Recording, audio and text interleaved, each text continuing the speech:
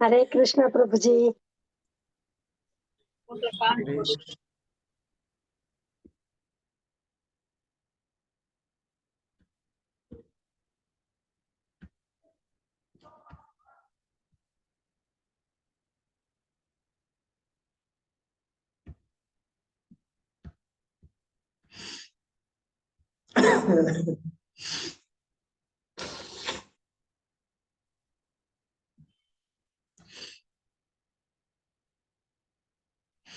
हरे कृष्णा ओम नमो भगवते वासुदेवाय।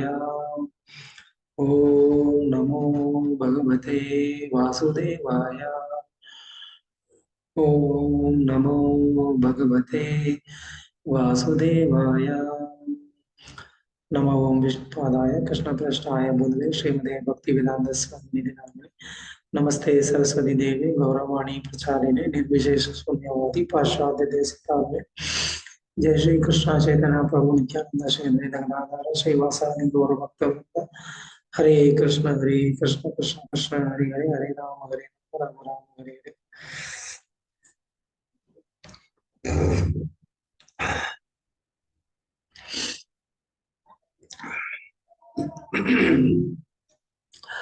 பக்தர்கள் அனைவரையும் இன்றைய வகுப்புக்கு வரவேற்கிறதுல ரொம்ப ரொம்ப சந்தோஷம். எல்லாரும் நீங்கள் மெசேஜ் பார்த்துருப்பீங்கன்னு நினைக்கிறேன். இன்னைக்கு நம்ம வந்து ஸ்ரீல பிரபுபாதர் அப்படின்னா யாரு, அவர் நமக்கு என்ன மாதிரியான ஒரு நன்மையை வந்து ஏற்படுத்திட்டு போயிருக்கிறாரு, அப்புறம் இஸ்கான்னா என்ன, அதை பிரபுபாதர் எப்படி ஸ்தாபிதம் பண்ணாரு, இது எல்லாமே நம்ம வந்து இன்னைக்கு பார்க்க போறோம். ஸோ ஸ்ரீமத் பாகவதத்துல 3வது ஸ்கந்தம் 25வது அத்தியாயம் 25வது ஸ்லோகத்துல வந்து சொல்லப்பட்டிருக்கு. சதா பிரசங்கான் மம வீரிய சம்விதோ பவந்தி கிருத் கிருஷ்ண ரசாயன தத்ஜூஷணாத்மாசு அபவர்க்கவர்த்மனி ஸ்ரத்தாரதே பக்திரனுக்ரமிஷ்யதி. சதா பிரசங்காம் மம சங்க வீரியம். அதாவது இந்த பௌதிக உலகத்துல கட்டுண்டு இருக்கக்கூடிய ஜீவாத்மாக்கள், அதாவது கண்டிஷன் சோல். அந்த கண்டிஷன் சோல்ஸ்க்கு வந்து என்ன அப்படின்னா, எப்பவுமே வந்து தனக்கு தானே வந்து ஒரு விஷயத்த எஸ்பெஷலி நன்மையை செய்துக்கிறதுக்கு அதுக்கு தெரியாது, அதுக்கு செய்யறதுக்கான உற்சாகமும் கிடையாது. சிம்பிளான ஒரு உதாரணம் சொல்லணும்னா, இப்போ உடற்பயிற்சி செய்தா உடம்புக்கு நல்லது அப்படின்னு சொன்னா, அந்த உடற்பயிற்சியை தனிப்பட்ட முறையில நம்மளே நம்ம வீட்டுல செஞ்சுக்கிடுவோமா அப்படின்னு கேட்டா பண்ண மாட்டோம். அதே இது வந்து ஒரு 2-3 பேர் கூட சேர்ந்து வந்து பண்ணலாம். தினமும் காலையில வந்துட்டு ஜாகிங் போனா நல்லது அப்படின்னு சொன்னா, அது நம்மளே வந்து தனிப்பட்ட முறையில பண்ணுவோமா அப்படின்னு கேட்டா பண்ண மாட்டோம். அதுக்கு நமக்கு யாராவது வந்து ஒரு கம்பெனி இருந்தாதான் நம்மளால அந்த மாதிரி உற்சாகத்தோட தினமும் பண்ண முடியும். எனக்கும் அனுபவம் இருக்கு. சிறு வயசுல வந்து என்னுடைய அண்ணன், எனக்கு 3 அண்ணங்க, அதுல 2வது அண்ணன் வந்து இந்த மாதிரி தினமும் காலையில வந்துட்டு ஜாகிங் போறது, யோகா பண்றது, அதுலலாம் ரொம்ப வந்து ஸ்ட்ரிக்டா இருப்பாரு. அது நானும் பண்ணணும்னு வந்துட்டு சொல்லுவாரு. அந்த வயசுல அது நமக்கு ரொம்ப வந்து கஷ்டமா தான் இருக்கும், பண்றதுக்கு இஷ்டமும் இருக்காது. ஆனாலும் அண்ணன் வந்து சொல்றாங்களே அப்படின்னு சொல்லிட்டு நமக்கு அந்த பேச்சை மீறவும் முடியாது. ஸோ அந்த மாதிரி நல்ல விஷயங்களை வந்து ஒருத்தவங்க நமக்கு செய்யணும் அப்படின்னு சொன்னா கூட அது நம்மளுடைய நன்மைக்காக தான் சொல்றாங்க. அப்ப கூட நமக்கு வந்து என்ன பண்ண முடியாது, அது நம்மளே வந்து விரும்பி அந்த செயலை வந்து செய்ய மாட்டோம். அதை ஒருத்தர் வந்து கட்டாயப்படுத்தி அதை ஃபோர்ஸ் பண்ணி செய்யணும்னு சொல்லும் போதுதான் நம்ம வந்து செய்வோம். ஸோ இது வந்து சாதாரணமா நமக்கு வந்துட்டு தேகத்துக்கு நல்ல விஷயங்களுக்கு மேல, தேகம் வந்து ஆரோக்கியமா இருக்கணும், அதாவது பாடி ஆரோக்கியமா இருக்கணும் அப்படின்னு சொன்னா அதுக்கான விஷயங்கள்ல நம்ம எப்பவுமே வந்து ஆர்வமா தான் இருப்போம். ஆனா அப்படி இருந்தும் கூட இது போன்ற சில காரியங்கள்ல வந்துட்டு நமக்கு அந்த ஆர்வம் வந்து நேச்சுரலா வர்றது கிடையாது. யாராவது ஒருத்தர் வந்து ஃபோர்ஸ் பண்ணணும். ம். அப்படி இருக்கும்போது ஆன்மீகமான காரியங்கள், அதாவது நாம இந்த ஆத்மாவை பத்தின விஷயங்களை வந்து தெரிஞ்சுக்கிறதுக்கு, பகவானை பத்தின விஷயங்களை வந்து தெரிஞ்சுக்கிறதுக்கு நம்ம தனிப்பட்ட முறையில முயற்சி எடுப்போமா அப்படின்னு கேட்டா 100% கிடையாது. சோ இது நம்மளே நமக்கு சொந்த உதாரணம். நம்ம இதுக்கு முன்னாடி அப்படித்தானே இருந்தோம். நமக்கு ஏதாவது வந்து இது சம்பந்தமான ஒரு இயற்கையான ஒரு தேடுதல்னால நம்ம வந்து ஆன்மீக வாழ்க்கைக்கு வந்திருப்போமா? கிடையவே கிடையாது. வீட்ல அம்மா, அப்பா யாராவது ஒருத்தர் வந்து தினமும் கோவிலுக்கு போ, கோவிலுக்கு போன்னு சொல்லி சொல்லி நம்மள வளர்த்ததுனால, நமக்கு ஏதோ வந்து இந்த மாரி ஒரு பாக்கியம் வந்து கிடைச்சிருக்கு. இல்ல அப்படின்னு சொன்னா, நமக்கு இந்த பாக்கியம் கிடைச்சிருக்காது. ஸோ அதனால இந்த கட் இந்த கண்டிஷன் சோலுக்கு வந்துட்டு பொதுவாவே நல்ல விஷயங்கள செய்றதுக்கு இயற்கையான வந்து ஒரு ஆசை அப்படிங்கிறது வந்து கிடையாது. அதனால தான் பகவான் வந்து என்ன பண்றாரு, நமக்கு உற்சாகத்தை ஏற்படுத்துறதுக்காகவும், நம்மள வழிநடத்துறதுக்காகவும், அப்பப்போ பகவான் வந்து என்ன பண்றாரு, தன்னுடைய தூய பக்தர்கள வந்து இந்த பூமிக்கு வந்து அனுப்புறாரு. அப்போ நமக்கு என்ன ஆகும்னா, அந்த தூய பக்தர்களுடைய நடவடிக்கையினாலயோ, அவங்களுடைய சங்கத்தினாலயோ என்ன ஆகும், நமக்கு இந்த ஆன்மீகமான விஷயங்கள பத்தின ஒரு ஆர்வம் ஏற்படும். ஏன் நானும் அத கடைப்பிடிக்கணும் அப்படின்னு நமக்கு வந்து தோணும். ஸோ இந்த கண்டிஷன் சோலுக்கு மேல பகவான் கிருஷ்ணருக்கு இருக்கக்கூடிய அந்த அபரிமிதமான கருணையினால, அவர் வந்து என்ன பண்றாரு, நமக்காக ஒரு தூய பக்தர வந்து என்ன பண்றாரு, இந்த பௌதிக உலகத்துக்கு வந்து அனுப்பிச்சு, அவர் என்ன செய்றாரு, அவர பத்தின விஷயங்கள நமக்கு வந்து சொல்லிக் குடுக்க வைக்கிறாரு. அவருக்கு எப்படி பக்தி பண்றதுங்கிறத நமக்கு வந்துட்டு கத்துக் குடுக்குறாரு. அவரே வந்து முன்னுதாரணமா இருந்து வழிநடத்தவும் செய்றாரு. ஸோ இதெல்லாம் பார்க்கும்போது, இந்த கட்டுண்ட ஜீவாத்மா, அதாவது கண்டிஷன் சோலுக்கு வந்துட்டு ஒரு அ ஆக்கர்ஷணம், ஒரு அட்ராக்ஷன் ஏற்படுது. எப்படி வந்து இவங்க இந்த மாரி ஒரு ஆன்மீக விஷயங்கள வந்து கடைபிடிச்சு ஆனந்தமா இருக்கிறாங்க அப்படிங்கிறத பார்த்து, நம்மளும் என்ன பண்றோம், அத கடைபிடிக்கலாம் அப்படின்ற ஒரு முயற்சிய வந்து எடுக்கிறோம். ஸோ அந்த மாதிரி பகவான் கிருஷ்ணர்னால அனுப்பப்பட்ட ஒரு தூய பக்தர்னா ah his divine grace A C Bhaktivedanta Swami பிரபுபாதர் அப்படிங்கிறவர். ஸோ அவருடைய அந்த உண்மையான மம வீரிய சங்கம், அது வந்து வீரியம் அப்படின்னு சொன்னா சக்தி வாய்ந்தது அப்படின்னு இந்த ஸ்லோகத்துல வந்து சொல்றாங்க. ஸோ பிரபுபாதரை போன்ற ஒரு தூய பக்தருடைய ஒரு சங்கம் எந்த அளவுக்கு வந்துட்டு ஒரு பவர்ஃபுல்லானது அப்படிங்கிறத நம்ம இன்னைக்கு இந்த பிரசன்டேஷன்ல நம்ம வந்து பார்க்க போறோம். அதுல எப்படிப்பட்ட மக்கள் எல்லாம் கூட பக்தர்களா வந்து மாறினாங்க அப்படிங்கிறது நிறைய பேருக்கு தெரிஞ்சிருக்கும். பட் இருந்தாலும் பிரபுபாதருடைய ஒரு காரணமற்ற கருணை, அவர் நமக்காக எடுத்துக்கொண்ட அந்த சிரமங்கள், அது எல்லாத்தையுமே நம்ம வந்து நினைத்து பார்க்க வேண்டியது நம்மளுடைய கடமை. அதனால நமக்கு பகவானுடைய கருணையும், பிரபுபாதருடைய கருணையும் கிடைக்கும்.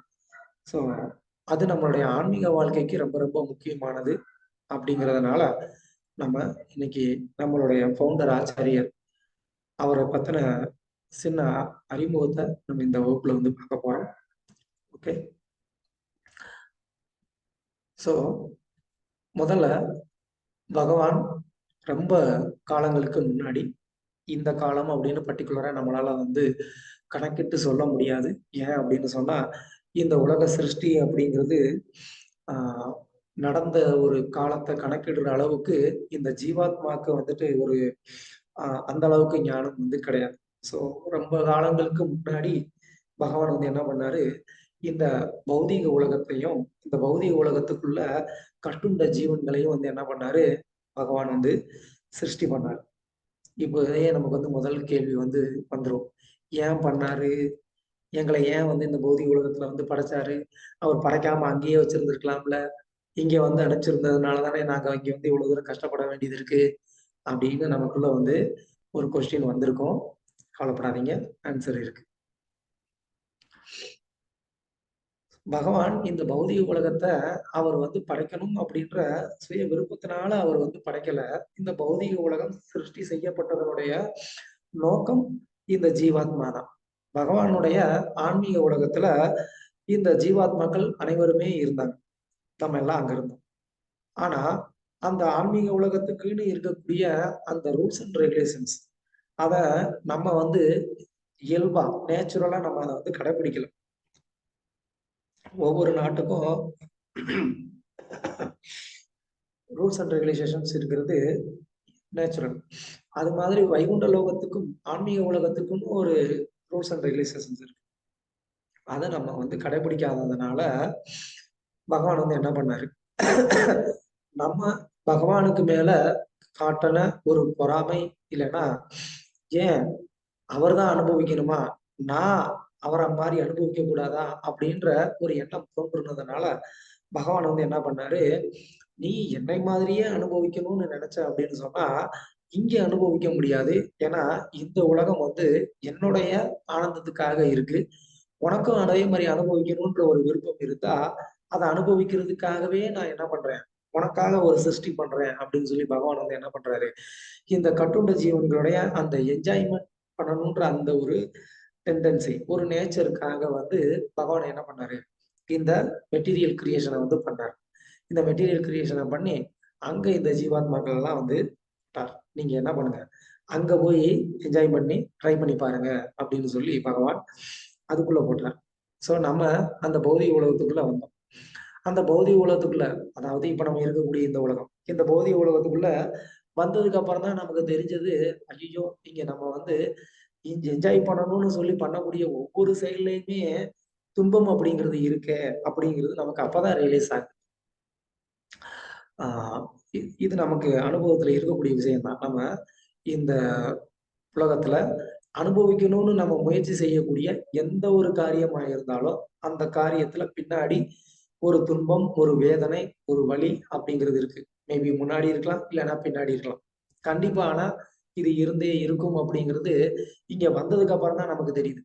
அதுக்கப்புறமா தான் நம்ம என்ன நினைக்கிறோம், ஐயோ தெரியாதனமா இங்க வந்துட்டோமோ, இங்க என்ன பண்ணாலும் பிரச்சனையா இருக்கு, என்ன பண்ணாலும் இங்க வந்து கஷ்டம் இருக்கு, இதுல இருந்து நம்ம வந்து எப்படி வெளியில போறது அப்படின்னு சொல்லி நமக்கெல்லாம் வந்து ஒரு யோசனை வந்து சோ அந்த யோசனையினால இந்த கண்டிஷன் சோல் என்ன பண்ணாங்க, பலவிதமான வழிகளை வந்து பின்பற்றினாங்க, பல மார்க்கங்களை வந்து பின்பற்றினாங்க. ஒருத்தவங்க வந்துட்டு சூன்யம் அப்படின்ற ஒரு மார்க்கத்தை வந்து பின்பற்றினாங்க. அதாவது இந்த தேகம் அழிஞ்சிருச்சு அப்படின்னு சொன்னா மொத்தமுமே வந்து முடிஞ்சது கதை, அதோட முடிஞ்சது. நான் இதுக்கப்புறமா பிறக்க போறதும் கிடையாது, இதுக்கு முன்னாடி நான் இருந்தேன் அப்படிங்கிறதும் கிடையாது. சோ இந்த தேகம் இருக்கிற வரைக்கும் நான் இருக்கிறேன், தேகம் முடிஞ்சதுன்னா என்னுடைய ஸ்டோரி முடிஞ்சு அவ்வளவுதான் அப்படின்னு ஒருத்தர் வந்து சூன்யம் அப்படிங்கிற ஒரு கொள்கையை வந்து கடைபிடிச்சாங்க. இன்னும் சிலர் வந்துட்டு இல்ல இல்ல சூன்யமா இருக்கிறதுக்கு வாய்ப்பு இல்லை, நம்ம எல்லாருமே வந்துட்டு ஆஹ் பிரம்மம் அப்படின்னு ஒண்ணு இருக்கு, அந்த பிரம்மத்துல போய் நம்ம வந்து ஐக்கியமாயிடணும் அப்படின்லாம் சொல்லி ஒவ்வொருத்தவங்களும் பல விதங்கள்ல வந்து என்ன பண்ணாங்க, பல வழிகளை வந்து ட்ரை பண்ணாங்க. இது எல்லாத்துக்குமே வந்து ஆதாரம் என்ன அப்படின்னு கேட்டா வேதம். இந்த வேதத்துல இருந்து ஆஹ் மக்கள், இந்த கட்டுண்ட ஆத்மாக்கள் என்ன பண்ணாங்க, அவங்க அவங்களுடைய ஒரு சுபாவத்துக்கு ஏத்த மாதிரி ஒரு வழிமுறையை வந்து அவங்க வந்து பின்பற்ற ஆரம்பிச்சாங்க. ஏன்னா இந்த பௌதிக உலகத்துல இருக்கக்கூடிய துன்பம் அந்த மாதிரியான ஒரு துன்பம். யாருமே வந்துட்டு எனக்கு எந்த விதமான துன்பமும் இல்லை அப்படின்னே சொல்லவே முடியாது. எவ்வளவு பெரிய கோடீஸ்வரனா இருந்தா கூட இந்த முதுமை வருது, நோய் வருது அப்படிங்கிற ஒரு துன்பம் அவருக்கு கண்டிப்பா வந்து இருக்கதான் செய்யும். அதுவும் இல்லாத ஆள் யாருமே கிடையாது. சோ அதனால இந்த உலகத்துல துன்பம் அப்படிங்கிறது எல்லாருக்குமே இருக்கக்கூடிய ஒண்ணுதான். அதனால எல்லாரும் எப்படி இதுல இருந்து வெளியில வர்றது அப்படின்றதுக்கான ஒரு முயற்சியில ஈடுபடும் போது அவங்களுக்கு பகவானால கொடுக்கப்பட்ட ஒரு கைடு தான் வந்து என்னது இந்த வேதம் அப்படிங்கிறது. பகவானே வந்து இந்த வேதங்களை வந்து கொடுத்து இதுல இருக்கக்கூடிய மார்க்கத்தை சரியா வந்து கண்டுபிடிச்சு நீங்க என்னை வந்து அடையலாம் அப்படின்னு சொல்லி பகவான் வந்து இந்த வேதத்தை நமக்காக வந்து கொடுத்தார். ஸோ வேதம் அப்படிங்கிறதுக்கு சாட்சாத் பகவானுக்கிட்ட இருந்தே வந்தது. அது யாரோ ஒருத்தர் வந்து ஒரு நபர்னால எழுதப்பட்டது அப்படின்னு நம்ம வந்து நினைக்க கூடாது. வேதம் அப்படிங்கிறது பகவானை போன்றே அனாதி காலமா அதுவும் வந்து இருந்துகிட்டே இருக்கு. பகவானுடைய சுவாச காற்றுல இருந்து வந்தது அப்படின்னு வந்து சொல்லுவாங்க. ஸோ நமக்கு இந்த பௌதிக உலகத்துல இந்த வேதம் அப்படிங்கிறதா ஒரு மேனுவல் புக். நம்ம என்ன பண்ணணும், என்ன பண்ணக்கூடாது அப்படின்னு நமக்கு சொல்லக்கூடிய ஒரு மேனுவல் புக். அதனால இந்த மேனுவல் புக்கை வச்சுட்டு இந்த ஜீவாத்மாக்கள்லாம் திரும்பவும் என்ன பண்ணாங்க, பலவிதமான தவறான பாதையை அவங்க வந்து தேர்ந்தெடுத்தாங்க. வேதங்களை படிச்சு அந்த வேதங்கள்ல சொல்லப்பட்டிருக்கக்கூடிய விஷயங்களை சரியா புரிஞ்சுக்காம என்ன பண்ணாங்க, அவங்க எல்லாரும் வந்து ஒரு தவறான ஒரு பாதையை வந்து தேர்ந்தெடுத்தாங்க.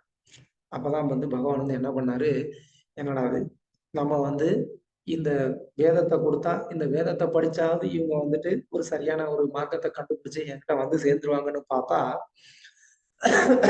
அந்த வேதத்தோட சேர்ந்தே கஷ்டப்பட்டு இருக்கிறாங்களே அப்படின்னு பகவான் வந்து யோசிச்சார்.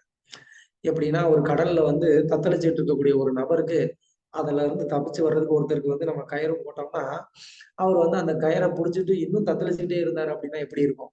அது மாதிரிதான் பகவான் இந்த பௌதிக உலகத்திலிருந்து வெளியில வர்றதுக்காக இந்த வேதம்ங்கிறத கொடுத்தா கூட, நம்மள மாரியான கட்டுண்ட ஜீவாத்மாக்கள்லாம் என்ன பண்றோம்னா, அந்த வேதத்த வச்சுட்டு கூட வந்து என்ன பண்றோம்? நம்மலாம் தத்தளிச்சுட்டு இருக்கிறோம். என்ன பண்றதுன்னு தெரியாம.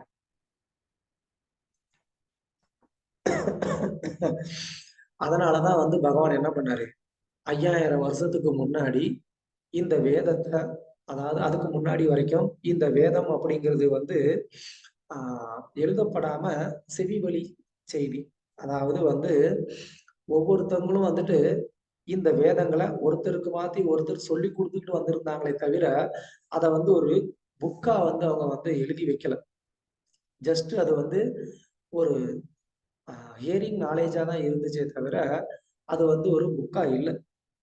ஸோ துவாபர யுகத்துக்கு அடுத்து வரக்கூடிய கலியுகத்துல மக்களுக்கு வந்துட்டு மந்த புத்தி ஜாஸ்தி. நமக்கெல்லாம் வந்துட்டு நம்ம மொபைல்ல எத்தனை ஃபோன் நம்பர் வச்சிருக்கிறோமோ, அந்த ஃபோன் நம்பர்ல எல்லாமே நமக்கு வந்து ஞாபகம் இருக்கா? சொல்லுங்க. எத்தனை நம்பர் ஞாபகம் இருக்கு? ஞாபகம் இல்ல பிரபு. only maybe important numbers தான் தெரியும். அதுதான் வந்து நம்மளுடைய மெமரி பவருக்கு இருக்கக்கூடிய ஒரு எக்ஸாம்பிள். அதனால வந்து பகவான் என்ன பண்ணாரு? Yeah. அவரே அவரே வந்து வியாசதேவரா வந்து தோன்றி 5000 வருடங்களுக்கு முன்னாடி இந்த 4 வேதங்கள், 18 புராணங்கள், அப்புறமா வந்து 2 இதிகாசங்கள், இது எல்லாத்தையுமே வந்து என்ன பண்ணாரு? அவரே வந்து தொகுத்து எழுதி குடுத்துட்டு போனாரு. இதிகாசங்கள்ல 1 வால்மீகி எழுதினது ராமாயணம். ஸோ மத்த எல்லாமே வந்து வியாசரே வந்து எழுதினார். ஸோ நமக்கு இந்த வேதங்கள வந்து சரியா ஞாபகம் வச்சு நம்ம கடைபிடிக்கணும் அப்படிங்கிறதுக்காக பகவான் இப்ப வந்து என்ன பண்ணியிருக்கிறாரு? வியாசராக தோன்றி நமக்கு இந்த வேதங்கள் எல்லாம் வந்து குடுத்தாரு.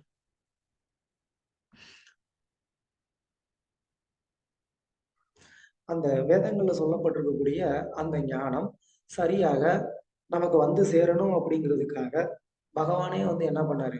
ஒரு குருசீட பரம்பரா மூலமா வந்து இந்த ஞானத்த நமக்கு வந்துட்டு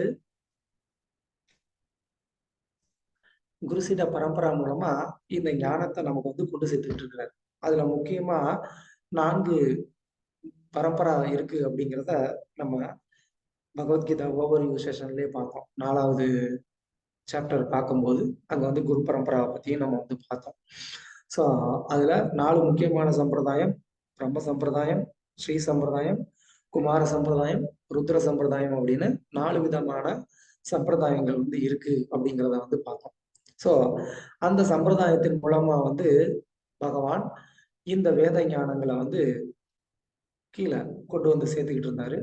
ஸோ இந்த குரு பரம்பரா மூலமா இந்த வேத ஞானமானது ஓரளவுக்கு கீழே வந்துகிட்டு இருந்தா கூட ஒரு குறிப்பிட்ட காலத்துக்கு அப்புறமா வந்து என்ன ஆயிடுச்சு?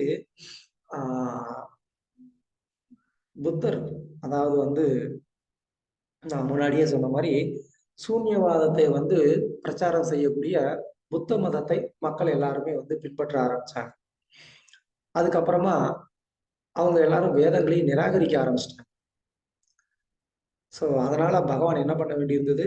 திரும்பவும் இந்த வேதத்தினுடைய ஒரு அதிகாரத்தன்மையை வந்துட்டு நிரூபிக்கிறதுக்காக, அதை மக்கள் எல்லாம் ஏத்துக்க வைக்கிறதுக்காக பகவான் ஆதிசங்கராச்சாரியர் அப்படின்ற ஒரு ஆச்சாரியரை வந்து அனுப்புறாரு. அந்த சங்கராச்சாரியார் அப்படிங்கிறவர் சிவபெருமானுடைய ஒரு அவதாரமா வந்து கருதப்படுது. அவர் வந்து என்ன பண்றாரு? அத்வைதம் அப்படிங்கிற ஒரு சித்தாந்தத்தை வந்து ஸ்தாபிதம் பண்றாரு. அதன் மூலமா வேதத்தையும் உண்மை அப்படிங்கிறதையும் அவர் வந்து ஸ்தாபிதம் பண்றாரு, எஸ்டாப்ளிஷ் பண்றாரு. ஸோ அதுக்கப்புறமா அத்வைதம் அப்படிங்கிறது இந்த ஜீவாத்மா பரமாத்மா அப்படிங்கிற பேதமே கிடையாது, 2 பேருமே ஒரே பிரம்மம் தான் அப்படின்னு சொல்லக்கூடிய ஒரு சித்தாந்தம். அந்த சித்தாந்தமும் வேதத்துல சொல்லப்பட்டிருக்கக்கூடிய ஒரு சரியான ஒரு சித்தாந்தம் கிடையாது. அது வந்து ஒரு ஆரம்ப நிலையில் இருக்கக்கூடிய ஒரு சித்தாந்தம். ஸோ அதனால பகவான் என்ன பண்ணாரு, அடுத்து ராமானுஜாச்சாரியார் அப்படிங்கிற ஒரு ஆச்சாரியரை வந்து அனுப்பிச்சு, அதுக்கப்புறமா விசிஷ்ட அத்வைதம் அப்படிங்கிற ஒரு சித்தாந்தத்தை வந்து அவர் வந்து பிரச்சாரம் பண்ணார். அந்த விசிஷ்டாத்வைதம் மூலமா வேதம் வேதத்தையும் ஏற்றுக்கொண்டாங்க. அதுக்கப்புறமா பகவான்னு ஒருத்தர் இருக்கிறாரு, பகவான் வேற நம்ம வேற அப்படிங்கிற அந்த சித்தாந்தத்தையும் ஏத்துக்கிட்டாங்க.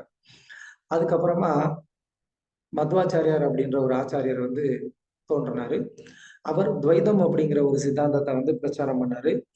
ஸோ அதுலயும் வேதங்கள் உண்மை அப்படிங்கிறத ஏத்துக்கிட்டாங்க. அதுக்கப்புறமா இந்த ஜீவாத்மா பரமாத்மா வேற வேற அப்படிங்கிறதையும் ஏத்துக்கிட்டாங்க. பகவான் அப்படிங்கிறவர் கிருஷ்ணர் அப்படிங்கிறதையும் அதுக்கப்புறமா அவங்க வந்து ஏத்துக்கிட்டாங்க.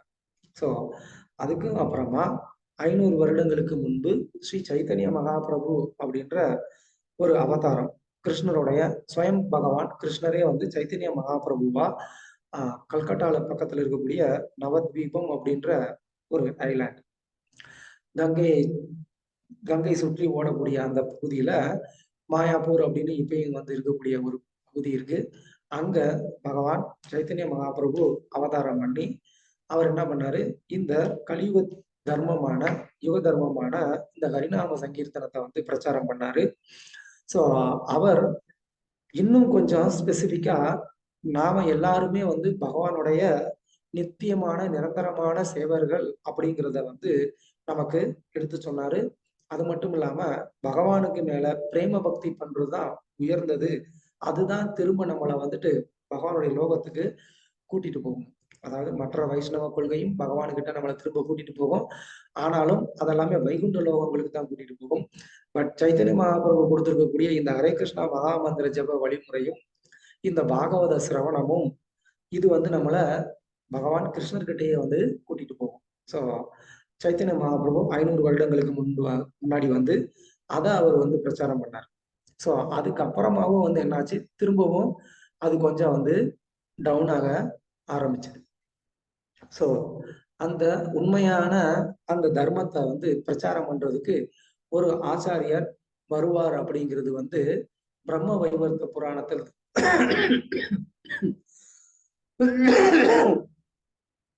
பிரம்ம வைவர்த்த புராணத்திலேயே வந்து சொல்லப்பட்டிருக்கு.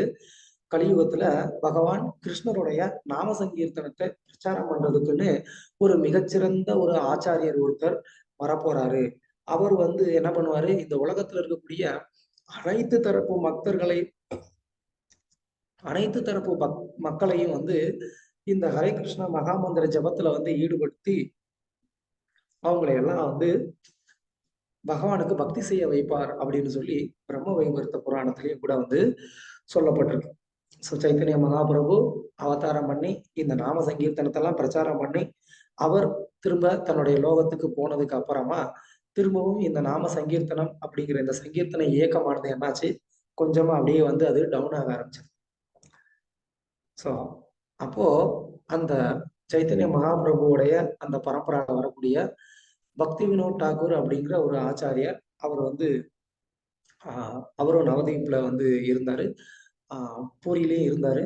அவர் வந்து ஒரு ஜட்ஜா கூட வந்து இருந்தாரு.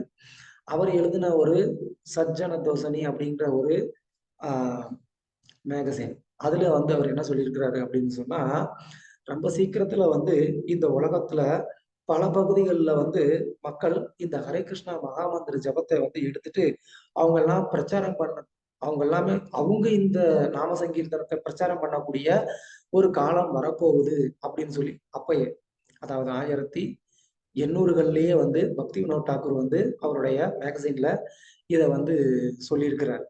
அவரு இன்னொரு கிரந்தத்திலேயே வந்து சொல்லியிருக்கிறாரு, அங்க நவத்வீபம் அப்படின்ற அந்த இடத்துல ஒரு அற்புதமான ஒரு கோவில் ஒண்ணு வரப்போகுது. அந்த கோவில்ல வந்துட்டு பலவிதமான கலர்ல இருக்கக்கூடிய மக்கள், அப்படின்னா பலவிதமான நாடுகள்ல இருந்து மக்கள் எல்லாம் வந்து இந்த நாம சங்கீர்த்தனம் பண்ணி பாடி பாடி அவங்க எல்லாம் ஆனந்தமா இருக்க போறாங்க அப்படிங்கிறத வந்து சொல்லியிருந்தாரு. இப்போவும் மாயாப்பூர்ல ஆல்ரெடி வந்து கீர்த்தன் மேளா வந்து ஸ்டார்ட் ஆயிருச்சு. நீங்க போனீங்கன்னா கண்டிப்பா வந்து பார்க்கலாம். பல நாடுகள்ல இருந்து பக்தர்கள் அங்க வந்து கலந்துகிட்டு இருக்கிறது. ஸோ இந்த நடத்துறதுக்கு ஒரு பக்தர் வருவாரு அப்படிங்கிறத பக்தி வினோத் டாகூரும் வந்து மென்ஷன் பண்ணியிருந்தாரு. ஸோ இந்த மாதிரி பத்ம புராணத்துல சொன்னதுக்கும் பக்தி வினோத் தாக்கூர் சொன்னதும் நிறைவேறுற விதத்துல, அது நடக்கிற விதத்துல 1896 வந்து ஹிஸ் டிவைன் கிரேஸ் ஏசி பக்தி வேதாந்த சுவாமி பிரபுபாதர் அப்படிங்கிறவர் வந்து கல்கட்டால வந்து தோன்றுனாங்க.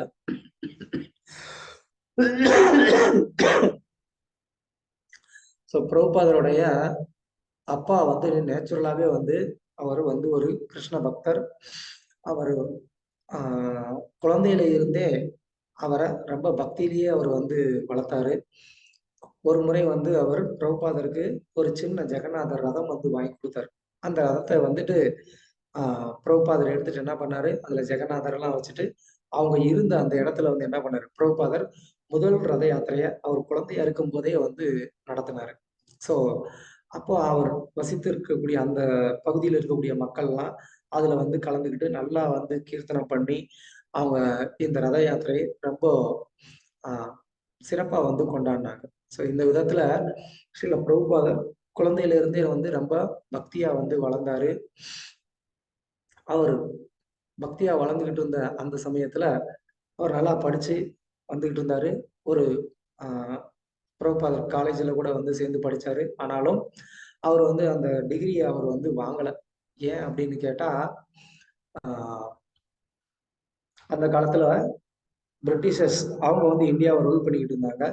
அதனால இந்தியா வந்து அடிமையா இருக்கிறதுனால இந்தியாவை அடிமைப்படுத்தி இருக்கக்கூடிய அந்த பிரிட்டிஷர்ஸ்ட இருந்து நான் வந்து டிகிரி வாங்க மாட்டேன் அப்படின்னு சொல்லி பிரபுபாதர் என்ன பண்ணாரு, அந்த டிகிரியை வந்துட்டு ரிஜெக்ட் பண்ணிட்டாரு.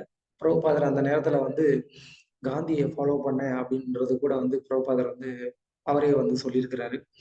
ஸோ அதனால பிரபுபாதர் அங்க காலேஜ் படிச்சிருந்தா கூட அந்த டிகிரியை வாங்காம அவர் வந்து காலேஜை விட்டு டிஸ்கண்டினியூ ஆயிட்டாரு.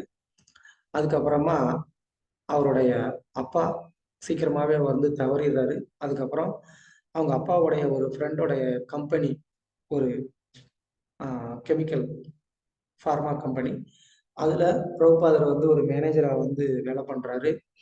அப்படி வேலை பண்ணிக்கிட்டு இருக்கக்கூடிய அந்த சமயத்திலே பிரபுபாதருக்கு திருமணம் ஆகிருது. பிரபுபாதருக்கு வந்து 1918 வந்து திருமணம் ஆகி அவருக்கு வந்து குழந்தைகள்லாம் கூட வந்து இருக்கிறாங்க. ஸோ பிரபுபாதர் வந்து கொஞ்சம் கிரகஸ்தரா ஆனதுக்கு அப்புறமா அவர் நிறைய குடும்ப பணிகள்லையும் பிசினஸ்லயுமே வந்துட்டு ரொம்ப கவனமா வந்து இருந்தாரு. ஆனாலும் சின்ன வயசுல இருந்து அவங்க அப்பா வந்து ஆன்மீகமா பக்தியா வந்து வளர்த்ததுனாலையும் பிரபுபாதருடைய அப்பா என்ன பண்ணுவாரு, நிறைய சாதுக்களை வந்து பாக்குறதுக்கு அவர் வந்து கூட்டிட்டு போவாரு. அதுல எல்லாம் பார்த்து அந்த சாதுக்கள் யாருமே வந்துட்டு ஒரு தூய்மையான ஒரு சாதுக்களா இல்லாததுனாலையும் அவங்க கிட்ட வந்து ஒரு பியூரிட்டியா அவர் வந்து ஃபீல் பண்ண முடியாததுனாலையும் நாளடைவுல என்னாச்சு, பிரபுபாதருக்கு இந்த சாதுக்களுக்கு மேல இருந்த ஒரு நம்பிக்கை அப்படிங்கிறது குறைய ஆரம்பிச்சிருச்சு. அதனால பிரபுபாதர் தன்னுடைய பக்தி அப்படிங்கிறது தன்னுடைய வீட்டுல அவர் பண்றது அதோட அவர் வந்து நிப்பாட்டிக்கிட்டாரு. வெளியில எங்கேயோ யாரையாவது வந்து ஒரு குருவை தேடி போறது அப்படிங்கிறத வந்து பிரபுபாதர் வந்து ஸ்டாப் பண்ணிட்டாரு. ஏன் அப்படின்னு சொன்னா, அவருக்கு அந்த நம்பகமான ஒரு குருவை வந்து அவர் பார்க்காததுனால அவருக்கு ஒரு சாட்டிஸ்ஃபேக்ஷன் வந்து இல்லை. அதனால பிரபுபாதர் அவர் வந்து எப்போதும் வேலை வேலை வேலைன்னு சொல்லிட்டு வேலையிலே ரொம்ப வந்து பிஸியா இருந்துகிட்டு இருந்தார்.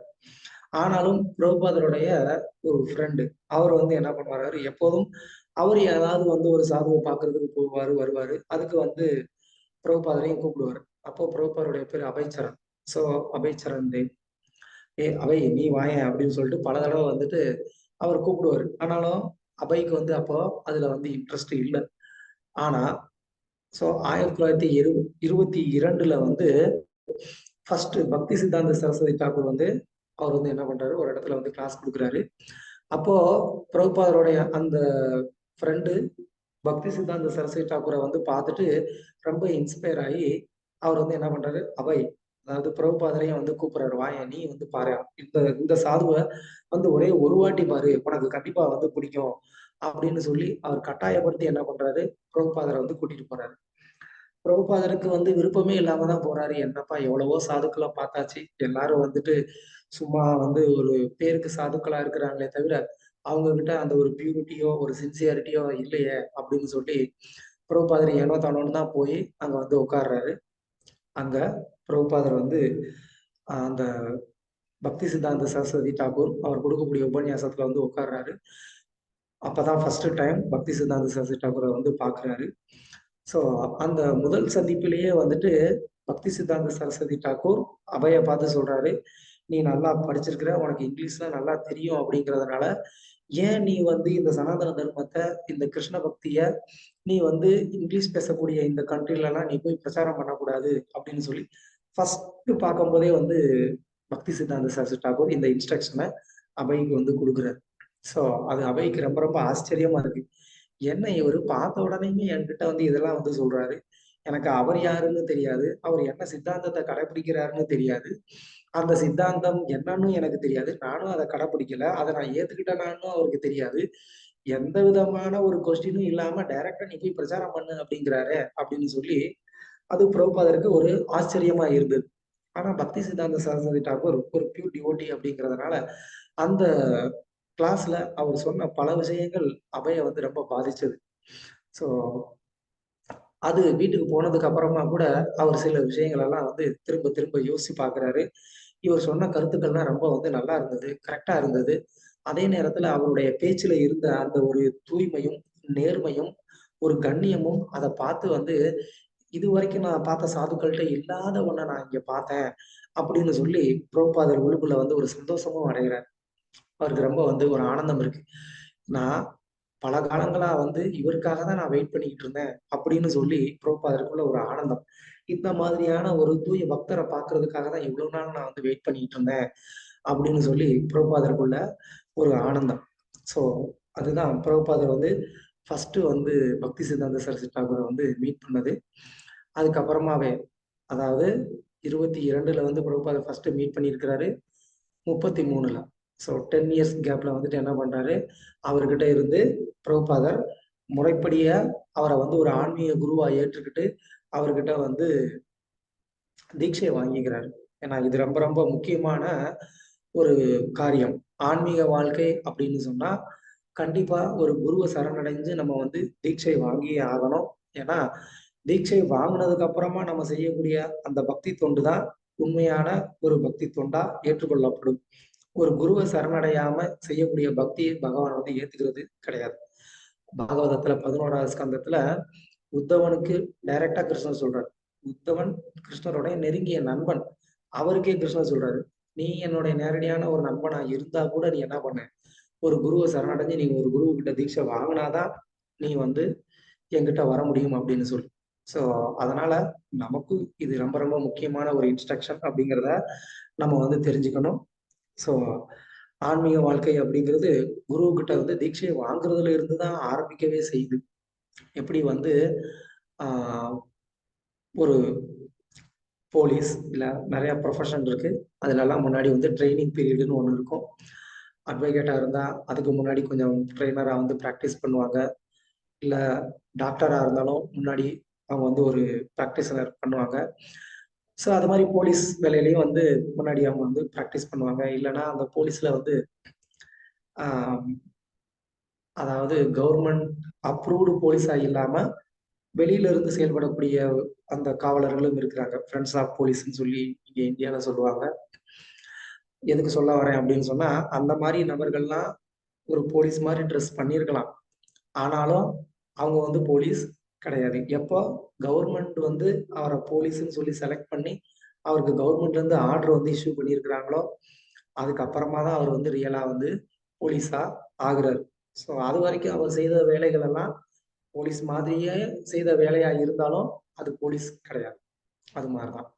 ஸோ பக்தி தொண்டு அப்படிங்கிறது நாங்கள் என்ன பிரபு ஜெபம் பண்ணணும்னு சொல்றீங்க, ஜெபம் பண்ணணும் அவ்வளவுதானே, ஜெபம் பண்றோம், பகவானுக்கு நைவேத்தியம் பண்ணணும்னு சொல்றீங்க, பண்றோம், பாகவதம் படிக்கிறோம், எல்லாமே பண்றோம், எதுக்கு தீட்சை அப்படின்னு நம்ம வந்து நினைக்கலாம். அது எல்லாமே வந்து பக்தி தொண்டு தான்.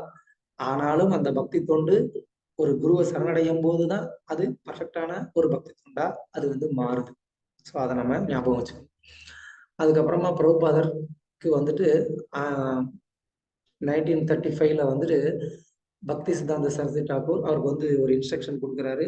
நீ உனக்கு எப்பெல்லாம் வந்து சந்தர்ப்பம் கிடைக்குதோ நீ என்ன பண்ணு, இந்த கிருஷ்ணா கான்சியஸ் ரிலேட்டடான புக்ஸ் எல்லாம் நீ வந்து எழுது, பிரிண்ட் பண்ணி நீ என்ன பண்ணிட்டு ஆல் ஓவர் த வேர்ல்டு இதை நீ வந்து டிஸ்ட்ரிபியூட் பண்ணணும் அப்படின்ற ஒரு இன்ஸ்ட்ரக்ஷனை பிரபுபாதருக்கு வந்து கொடுக்குறாரு. இது எங்க கொடுக்குறாரு அப்படின்னு சொன்னா ராதா குண்டம். ஸோ பக்தி சித்தாந்த சரஸ்வதி தாக்கூர் கல்கட்டால இருந்து நிறைய பக்தர்களை வந்து விருந்தாவனத்துக்கு யாத்திரையா கூட்டிட்டு வந்திருந்தாரு. அப்போ பக்தர்கள் நிறைய பேர் அவங்கெல்லாம் வந்து தரிசனத்துக்காக வெளியில அங்கங்கன்னு போயிட்டாங்க.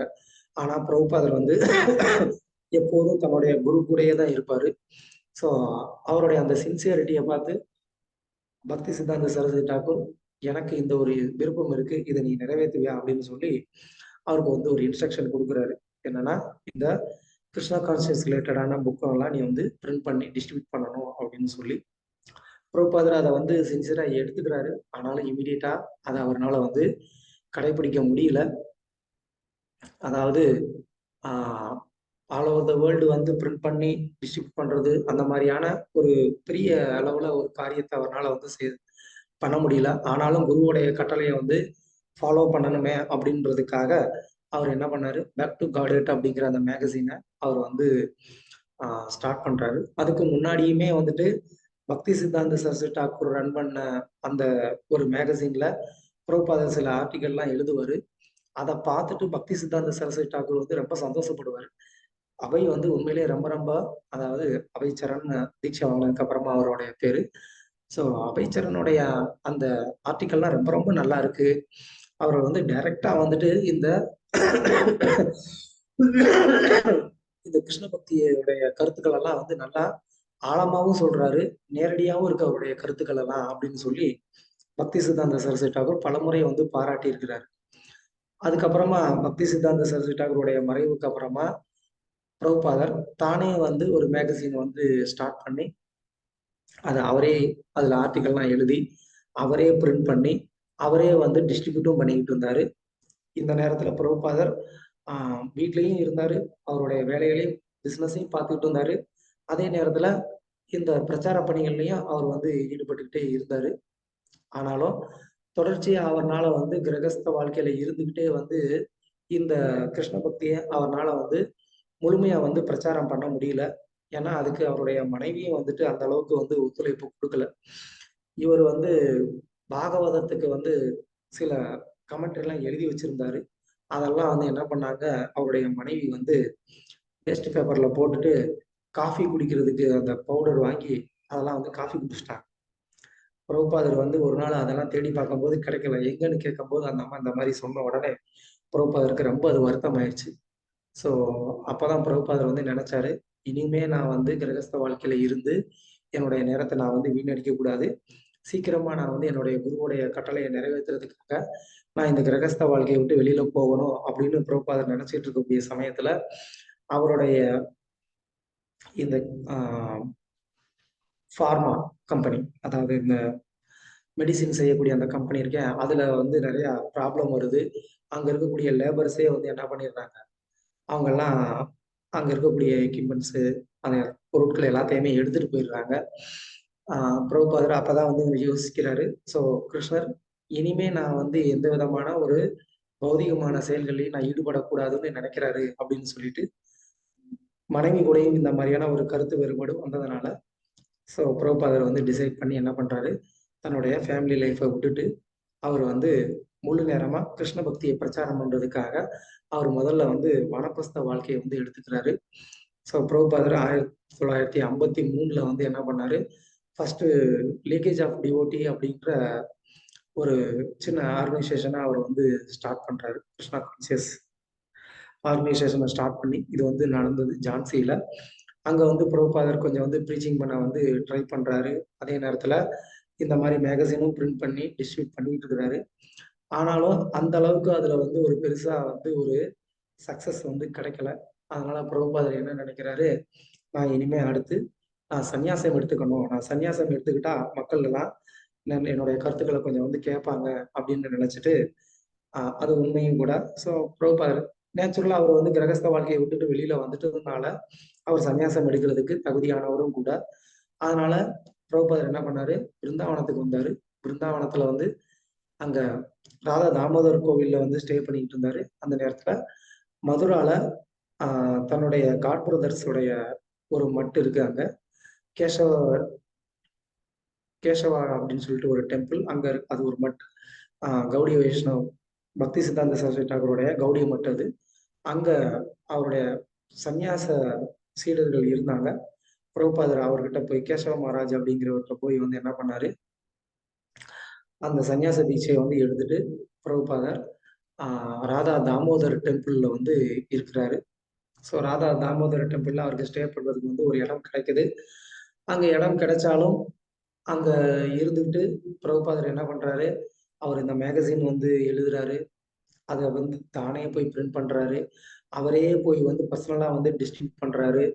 அவர்கிட்ட காசு எதுவும் கிடையாது. அதனால பல நேரங்கள்ல வந்துட்டு என்ன பண்ணுவாரு, பல கிலோமீட்டர் நடந்தே வந்து போவாரு. ஒரு ₹5 ₹10 கூட வந்து சேமிக்கணும் அப்படிங்கிறதுக்காக பிரபுபாதர் வந்து பல கிலோமீட்டர் நடந்தே வந்து போயிட்டு வருவாரு.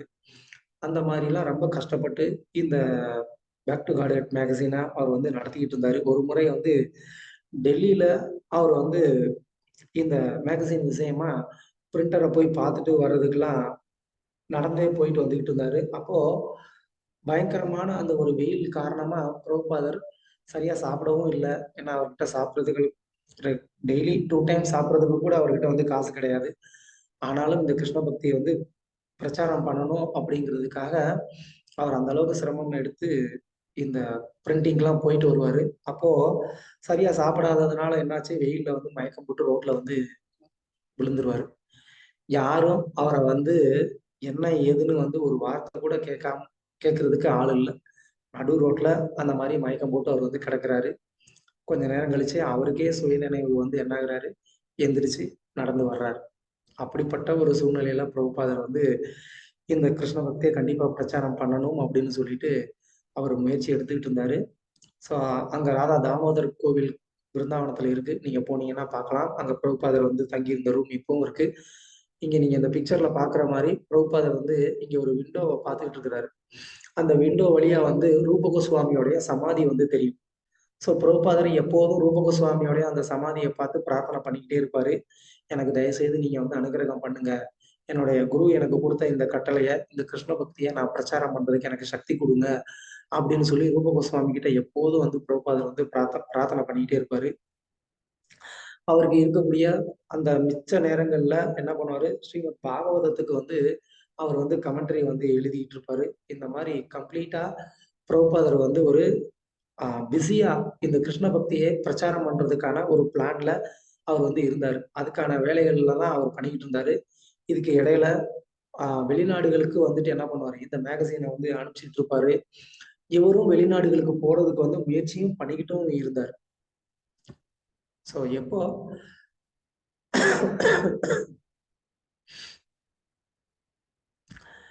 பிரபுபாதர் வந்து ஸ்ரீமத் பாகவதத்துடைய முதல் 3 புக்குக்கு, அதாவது முதல் கண்டத்துக்கு வந்துட்டு கமெண்ட்ரி எழுதி முடிச்சாரோ, அப்போ அவர் வந்து என்ன பண்ணாரு, ஓகே இப்போ நான் வந்து வெளிநாடுக்கு போறதுக்கான ஒரு நேரம் வந்துருச்சு. அதனால நான் வெளிநாடுக்கு போறதுக்கான ஒரு முயற்சியை நான் முழுவதுமா செய்யணும் அப்படின்னு சொல்லி பிரபுபாதர் வந்து என்ன பண்ணாரு, முதல் அந்த 3 புக்கு, அதாவது ஃபர்ஸ்ட் கேண்டோ தான். ஃபர்ஸ்ட் கேண்டோக்கு வந்துட்டு 3 வால்யூம் புக்கு வந்து பிரபுபாதர் வந்து எழுதியிருந்தார். ஸோ 1965ல் அதை வந்து அவர் பிரிண்ட்டும் பண்ணியிருந்தார். பிரிண்ட் பண்ணி அவர் கையில வந்து கொஞ்சம் பாகவத காப்பியை வந்து வச்சிருந்தாரு. அதோட தான் வந்து அமெரிக்காவுக்கு போனாரு.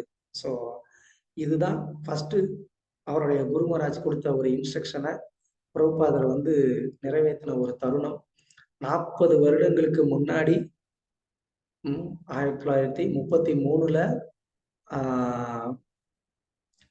பக்தி சித்தாந்த சரஸ்வதி டாகூர் வந்து அந்த இன்ஸ்ட்ரக்ஷன் கொடுத்திருந்தாரு, நீ வந்து பிரிண்ட் பண்ணணும் அப்படின்னு சொல்லி. அத பிரபுபாதர் ஆல்மோஸ்ட் 1965 ஒரு 32 வருடம் 33 வருடத்துக்கு அப்புறமா தான் வந்து என்ன பண்ணாரு, அதை அவரால் நிறைவேற்றவே முடிஞ்சிருக்கு. யோசித்து பாருங்க, எத்தனை வருடம் ஒரு ஸ்ட்ரகிளுக்கு அப்புறமா தன்னுடைய குரு கொடுத்த ஒரு இன்ஸ்ட்ரக்ஷனை அவரால் வந்து நிறைவேற்ற முடிஞ்சிருக்கு அப்படின்னு சொன்னா, அப்போ நம்மள மாதிரியான ஆட்களுக்கெல்லாம் வந்துட்டு நம்ம பக்திக்கு வந்த உடனே நமக்கு எல்லாமே நடக்கணும்னு நினைக்கிறோம்.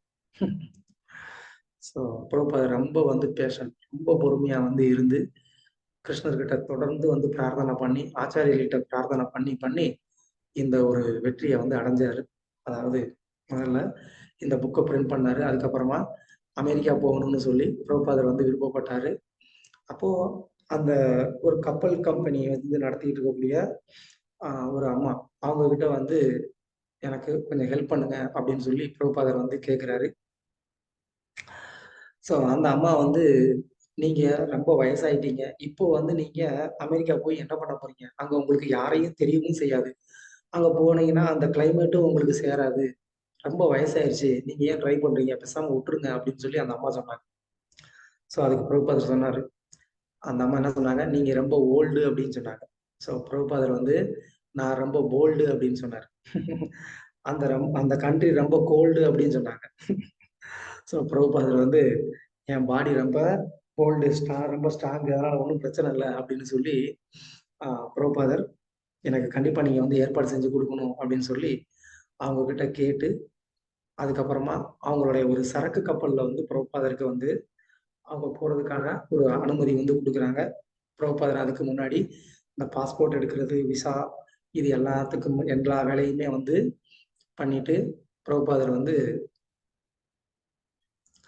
இந்த பாகவதம் 3 வால்யூம் அதை வந்து எடுத்துட்டு பிரபுபாதர் வந்து கப்பல்ல வந்து போறாரு. 1965 அவர் வந்து கடல் வழியா வந்து போறாரு. ஸோ போறப்போ ஒரு கிருஷ்ண ஜெயந்தி வருது. அந்த கிருஷ்ண ஜெயந்தி நாள்ல பிரபுபாதர் வந்து அந்த கப்பல்ல இருந்த எல்லாருக்குமே வந்துட்டு பிரசாதம் செஞ்சு ஃபீஸ்ட் பண்ணி அவங்களுக்கு எல்லாமே வந்து கொடுத்தாரு. அடுத்த நாள் பிரபுபாதருடைய பிறந்த நாள். ஸோ அந்த நேரம் கப்பல் வந்து லங்கையை தாண்டி அது அரபிக்கடல் வழியா வந்து போகிறப்போ பிரபுபாதருக்கு வந்து உடல்நிலை சரியில்லாம போகுது.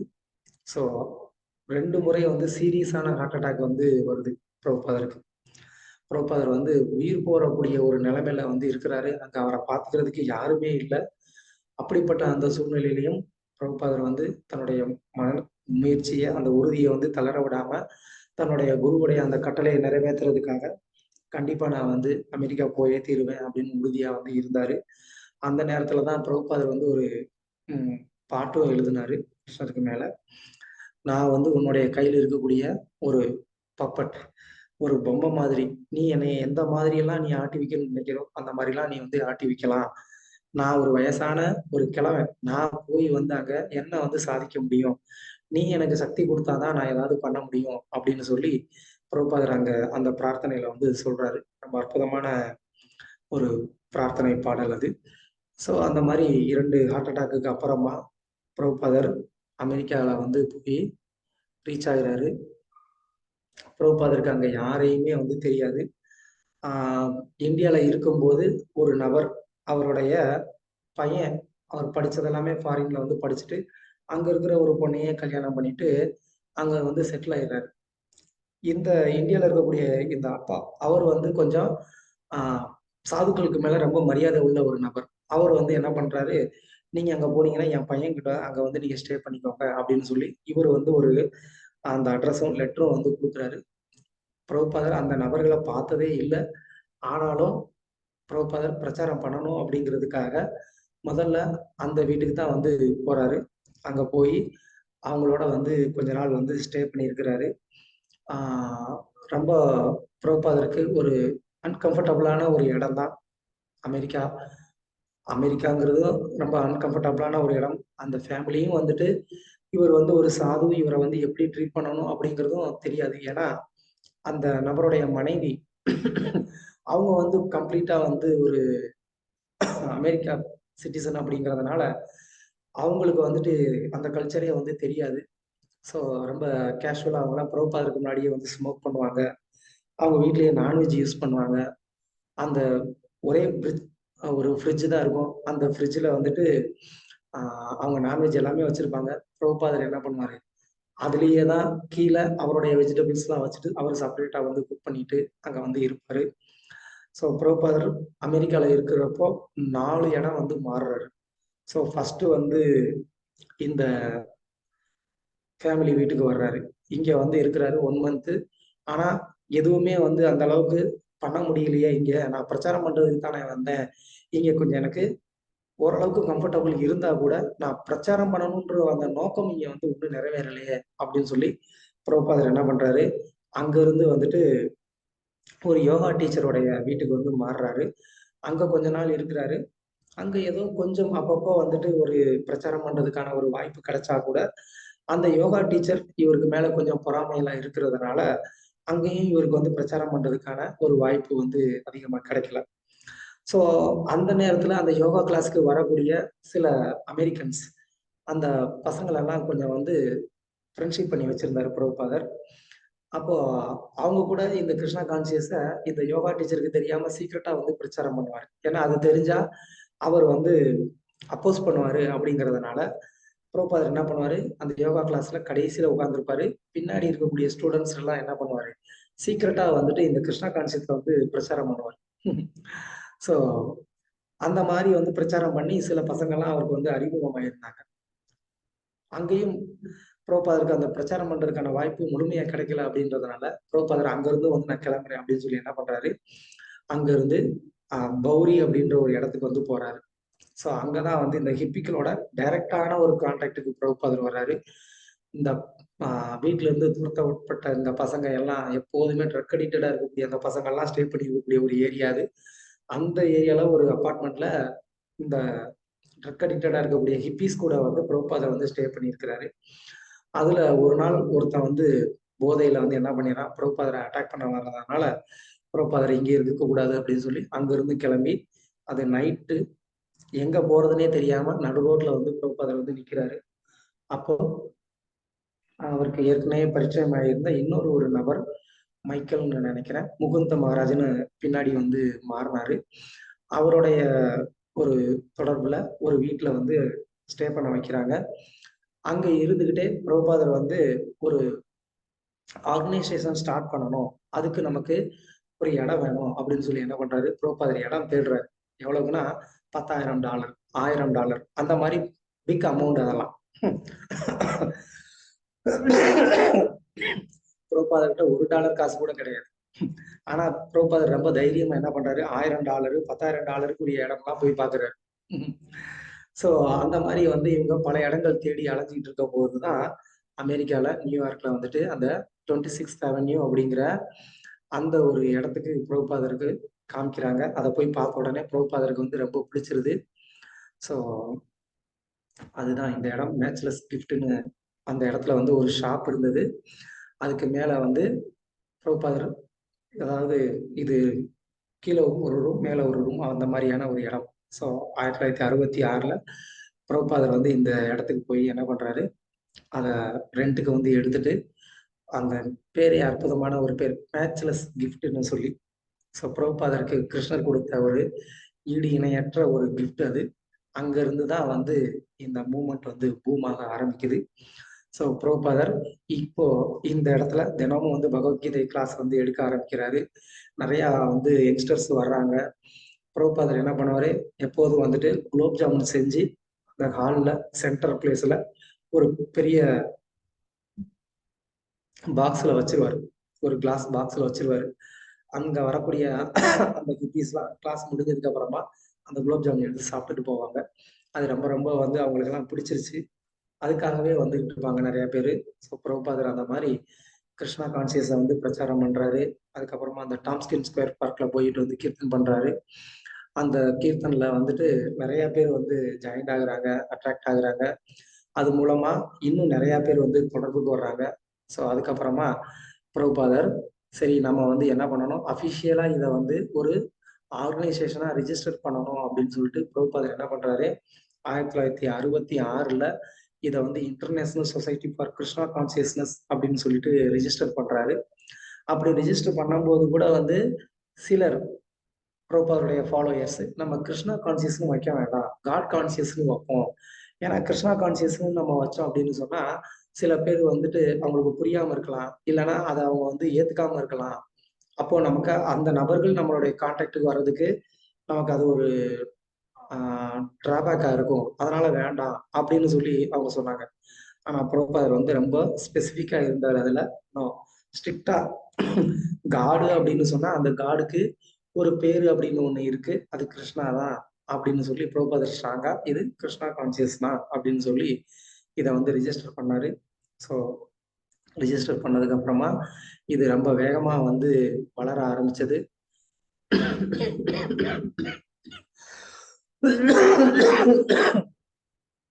பிரபுபாதர் வந்து ரொம்ப ஃபோக்கஸ்டா டெய்லி வந்து பகவத்கீதா கிளாஸ் வந்து நடத்துறது, அந்த மாதிரி வந்து பல கீர்த்தன் ப்ரோக்ராமுக்கு வந்து போறது, பப்ளிக்ல வந்துட்டு உங்களுக்கே தெரியும் வெஸ்டர்ன் கண்ட்ரீஸ்லாம் நிறையா வந்துட்டு இந்த மாதிரி கீர்த்தன், அதாவது என்ன சொல்லுவாங்க, அந்த ஈவெண்ட் நடக்கும் இல்லையா, அந்த ஈவெண்ட்லலாம் கூட வந்துட்டு போய் கீர்த்தன் பண்றதுக்கு இந்த பிரபுபாதருடைய டிசைபிள்ஸ்லாம் போய் பர்மிஷன் கேட்டு வருவாங்க. பிரபுபாதரும் அங்கே போய்லாம் வந்து கீர்த்தனும் வந்து பண்ணுவார். அந்த மாதிரி பிரபுபாதர் ரொம்ப ஃபோக்கஸ்டாக வந்துட்டு தன்னுடைய ப்ரீச்சிங்கை வந்து பண்ணிக்கிட்டு இருந்தார். அதுக்கு நடுவில் பிரபுபாதர் வந்து இந்த பாகவதம், பகவத்கீதா, சைத்தன்ய சரிதாமிர்தம் இது எல்லாத்தையும் வந்து டிரான்ஸ்லேட்டும் வந்து பண்ணிக்கிட்டு இருந்தார் சைட் பை சைடு. காலையில் பிரபுபாதர் இரவு நேரத்தில் அவர் தூங்கக்கூடியது 2 மணி நேரம் தான். ஸோ ரொம்ப ஏர்லி மார்னிங்கில் எழுந்திரிச்சு பிரபுபாதர் டிரான்ஸ்லேட்டருடைய ஒர்க்லாம் பண்ணுவார். அதுக்கப்புறமா மங்களாரத்தி வந்து பண்ணுவார். மங்களாரத்தி முடிஞ்சதுக்கப்புறமா குரு பூஜை இதெல்லாம் முடிஞ்சு கிளாஸு, அதுக்கப்புறம் பிரசாதம் சாப்பிட்றது, ப்ரீச்சிங் ப்ரோக்ராமுக்கு வெளியில் போகிறது, இந்த மாதிரி ரொம்ப ஃபோக்கஸ்டாக பிரபுபாதர் வந்து பிரச்சாரம் செய்துக்கிட்டு இருந்தார்.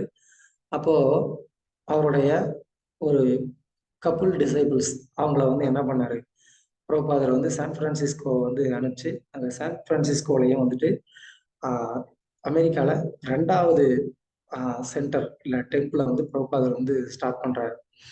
அவங்கெல்லாம் வந்து இப்போ ஜாயின் ஆகி அவங்க இன்னும் 1 வருஷம் கூட வந்து ஆகலை. ஆனால் கூட அவங்க பிரபுபாதருடைய அந்த இன்ஸ்ட்ரக்ஷனை வந்து ரொம்ப சீரியஸாக வந்து எடுத்துட்டு என்ன பண்ணாங்க, சான் ஃப்ரான்சிஸ்கோவில் வந்து ப்ரீச் பண்ணி அங்கே ஒரு வீடு வந்து ரெண்ட்டுக்கு எடுத்து அங்கே வந்து அவங்க வந்து பிரச்சாரம் பண்ணாங்க. ஸோ இந்த விதத்தில் அங்கே அமெரிக்காவில் அது வந்து 2வது டெம்பிளும் வந்து வந்துச்சு. அதுக்கப்புறம் நான் ஏற்கனவே சொன்ன மாதிரி பிரபுபாதர் இந்த மாதிரி பல மியூசிக் பார்ட்டி அந்த இதுக்கெல்லாம் வந்துட்டு போயிட்டு என்ன பண்ணார், அவங்களுக்கு மத்தியில் இந்த ஹரே கிருஷ்ணா மகாமந்திரத்தை வந்து கீர்த்தன் பண்ணி பலர் வந்து அதில் இன்ஸ்பயர் ஆகி அவங்க எல்லாரும் கூட வந்து என்னன்னாங்க பிரபுபாதரை வந்து ஃபாலோ பண்ண ஆரம்பித்தாங்க. ஸோ நிறையா ஹிப்பிகள் வந்து பிரபுபாதரை ஃபாலோ பண்ண ஆரம்பித்தாங்க. ஸோ ரொம்ப வேகமாக இந்த கிருஷ்ணா கான்சியஸ்னஸ் வந்து லாஸ் ஏஞ்சல்ஸ், மான்ட்ரியல், அப்புறம் டெட்ராய், போஸ்டன், கொலம்பஸ் இந்த மாதிரி பல இடங்கள்ல வந்து பிரபுபாதர் தன்னுடைய டிசைபிள்ஸ் எல்லாம் அனுப்பிச்சு அவர் வந்து சென்டர் வந்து ஸ்டார்ட் பண்ணிட்டு இருந்தாரு. அதுக்கப்புறமா பிரபுபாதர் 1967 திரும்ப வந்து பிரிட்டன் இந்தியாவுக்கு வந்தார். அந்த நேரத்தில் அவருக்கு கொஞ்சம் அங்கே உடம்பு சரியில்லாமல் வேற ஆனது. ஸோ அந்த கிளைமேட்னால கொஞ்சம் உடம்பு சரியில்லை, நான் இந்தியா போனேன் எனக்கு சரியாயிரும், நான் திரும்ப இந்தியா போயிட்டு வர்றேன் அப்படின்னு சொல்லி பிரபுபாதர் இந்தியா வந்தார். அந்த நேரத்தில் அவருடைய டிசைபிள்ஸ் யாரும் வந்துட்டு அந்த அளவுக்கு அதை வந்து விரும்பலை. பிரபுபாதர் வந்து போனால் வரமாட்டாங்க அப்படின்னு நினச்சிட்டு அவங்க எல்லாம் ரொம்ப வருத்தப்பட்டாங்க. அதனால பிரபுபாதர் என்ன பண்ணாரு, அவர் கூட கொஞ்சம் டிசைபிள்ஸ் எல்லாம் கூடயே கூட்டிட்டு வந்தார். ஏன்னா நம்ம இப்போ வெஸ்டர்ன் கண்ட்ரில வந்து ப்ரீச்சிங் பண்ணிட்டோம், இனிமேல் இந்தியாலையும் போய் ப்ரீச்சிங் பண்ணணும் இந்த கிருஷ்ணா கான்சியஸை அப்படின்னு சொல்லிட்டு பிரபுபாதர் அங்கேருந்து இவங்களெல்லாம் கூட்டிட்டு வந்து இந்தியாவில் பிரபுபாதர் ரொம்ப பெரிய ஒரு ப்ரீச்சிங் ப்ரோக்ராம் வந்து பண்ணார். இந்தியாவில் பல இடங்கள்ல வந்துட்டு என்ன பண்ணார், இந்த வெஸ்டர்ன் டிசேபிள்ஸ் வச்சுட்டு அவர் வந்து கீர்த்தன் ப்ரோக்ராம் பண்ணி அவர் வந்து ப்ரீச்சிங் பண்ணார். அது ரொம்ப ஃபேமஸாக ஆச்சு இதெல்லாம். ஸோ அதுக்கப்புறமா பிரபுபாதர் பிருந்தாவனில் கொஞ்ச நாள் வந்து ஸ்டே பண்ணி பிருந்தாவனில் வந்து அங்கேயும் வந்து கோவில் கட்டணும் அப்படின்றதுக்காக அங்கே ஸ்டே பண்ணி ஒரு லேண்டை வந்து பிரபுபாதர் வாங்கணும்னு நினைக்கிறாரு. அதே நேரத்தில் மாயாப்பூர்லேயும் நமக்கு வந்துட்டு ஒரு கோயில் இருக்கணும் அப்படின்னு சொல்லிட்டு மாயாப்பூரில் லேண்ட் வாங்குறதுக்காக தமிழ் கிருஷ்ண மகாராஜை வந்து அங்கே அனுப்புகிறாரு. ஸோ பிரபுபாதர் வந்து ரொம்ப விகரஸாக பல இடங்கள்ல வந்து ப்ரீச்சிங் வந்து எக்ஸ்பேண்ட் பண்ணுறதுக்கு தன்னுடைய டிசைபிள்ஸ் எல்லாம் அனுப்பிச்சு இந்த கிருஷ்ணா கான்சியஸை வந்துட்டு இந்தியா மட்டும் இல்லாமல் உலகம் முழுவதும் வந்துட்டு பிரச்சாரம் பண்ணுறதுக்கு பிரபுபாதர் கடுமையான ஒரு முயற்சியை வந்து எடுத்தார் அப்படிங்கிறத இதுல இருந்து நம்ம தெரிஞ்சுக்கலாம். பிரபுபாதர் வந்து மொத்தமாக பிரச்சாரம் பண்ணது 14 வருட காலம். இந்த 14 வருட காலங்கள்ல பிரபுபாதர் வந்து 14 வருடம் தான் நினைக்கிறேன், உலகத்தை வந்து 14 முறை அவர் வந்து சுற்றி வந்தார். அதில் பிரபுபாதர் வந்து ரஷ்யா, அப்புறமா சவுத் ஆப்பிரிக்கா, பல இடங்கள்ல வந்துட்டு பிரபுபாதர் நேரடியாக போய் அங்கெல்லாம் பிரச்சாரம் பண்ணி நிறைய பக்தர்களை வந்து உருவாக்குனாரு. பிரபுபாதருடைய அந்த காரணமற்ற கருணையினால அந்த வயசுலயும் அவர் வந்து இந்த தீவிரமான ஒரு பிரச்சாரம் செய்ததுனாலதான் நமக்கு இன்னைக்கு இப்போ வந்து இந்த கிருஷ்ண பக்தி கிடைச்சிருக்கு. ஸோ அதனால எப்போதும் நம்ம வந்து பிரபுபாதருக்கு நம்ம நன்றி உள்ளவர்களாக நம்ம இருக்கணும் அப்படிங்கிறது நம்மளுடைய ஒரு கடமை. ஸோ அவருடைய கருணை நமக்கு எப்போதும் வேணும் அப்படின்னு சொல்லி பிரபுபாதருடைய தாமரை திருவடியில நம்ம வந்து ப்ரே பண்ணிட்டு நம்ம நம்மளுடைய பக்தி தொண்டு பிரபுபாதருக்கு நம்மளால என்ன ஒரு சேவை செய்ய முடியுமோ அதை செய்யறதுக்கு நம்ம வந்து முயற்சி பண்ணுவோம். ஹரே கிருஷ்ணா. அதாவது கேள்விகள் இல்லை கருத்துக்கள் இருந்தா சொல்லலாம். ஹரே கிருஷ்ணா பிரபு, ரொம்ப பியூட்டிஃபுல்லான கிளாஸ். ஷீல பிரபாத் ஹிஸ்டரி எங்களுக்கு சொன்னதுக்கு நன்றி. சில விஷயம் எனக்கு தெரியாத விஷயம் நீங்க சொல்லியிருக்கீங்க. லைக் ஷீல பிரபாத் அவர் நடந்து போய் தான் அவர் மேகசின்ஸ் டிஸ்ட்ரிபியூட் பண்ணினவர், அவர் மயங்கி விழுந்த அந்த விஷயம் எனக்கு தெரியாது. ஸோ அவ்வளோ கஷ்டப்பட்டு அவர் இந்த கிருஷ்ண கான்ஷியஸ் எங்களுக்கு ஸ்ப்ரெட் பண்ணி அது எனக்கே என்னது மேபி உங்களுக்கு ஆர்வம் வருது, ரைட்? நாங்களும் ஸ்டடியா இருக்கோம். சில நேரம் நாங்கள் கஷ்டப்படுற நேரம் நாங்கள் ஏன் இது செய்யறோம்னு யோசிப்போம். ஆனா இந்த கஷ்டம் இருந்தும் ஷீல Prabhat he still gave his best effort regardless of everything. So அது கேள்விப்படையே என்னது இட்ஸ் பியூட்டிஃபுல். அண்ட் தென் நான் ஒரு ரிஃப்ளெக்ஷனும் இருந்தது. நீங்க சொன்னீங்க அவர் மயங்கி விழுந்தவர், இந்தியா யாரும் இருக்கல அவரை தூக்க, அவரே எழும்பினவர். ஆனா யுஎஸ்ல அவர் அந்த பவுலரி ஸ்ட்ரீட் இருக்க அந்த மேட்மேனோட இருக்க வழியில வர நடு தெருவில் இருக்க அந்த அமெரிக்கன்ஸ் வந்து தான் அவர் ஒரு இடத்துக்கு கொண்டு போயிடுவோம். ஸோ தெரியாத like people from a different country had such mercy. They had so much trust in Srila Prabhupada even though they didn't know him.